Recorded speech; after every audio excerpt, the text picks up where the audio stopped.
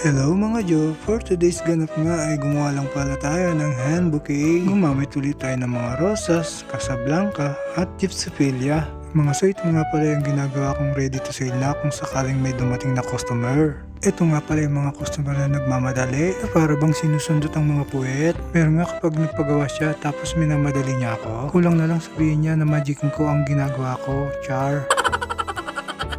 Pero gayon pa man, focus lang tayo sa ginagawa natin mga soy. At ang importante, madala natin siya at mainganyo siya. At kasama talaga yan lahat ng aspeto ng ating buhay mga soy. Promise maraming makakarelate nitong video ko. Kapag napanood nyo to mga kaplorista, comment lang kayo sa baba mga kabulaklak kung ikay nakarelate. Siya nga pala kung sino mang nakapanood ng ating vlog at sino mang nakapag-like and share at magko-comment kayo. At sila yung shoutout ko sa susunod na ating vlog. Uy, floristang kabalen, feeling famous lang char. At yun na nga mga soy, malapit na nga matapos sa pag-wrap si floristang kabalen. Yan nga palang ginagawa kong bouquet ay nagre-range lang pala sa 120 SR mga soy. Ang taklip ko naman ay 10 SR lang. Ang ibig sabihin pala ng taklip ay wrapping paper. At sa Tagalog naman ay pambalot. Yun na mga soy, clear na. Baka hindi nyo pa maintindihan, char.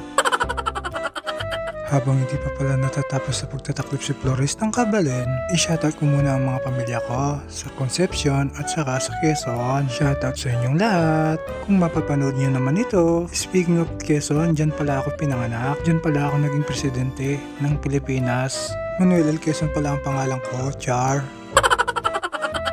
Uy, sharing lang yan mga soya, baka maniwala kayo. Hehe, ito na yan, sa Concepcion pala ako at pinanganak. Ayan, may nalaman naman kayo kay floristang kabalen. Sana support nyo itong video ko para marami pa tayong i-upload. At nasayang ko na naman ang 2 minuto ng buhay nyo. At ito nga pala yung final arrangement natin. Yun lang mga soy, huwag kalimutang mag-follow, like and share. See you!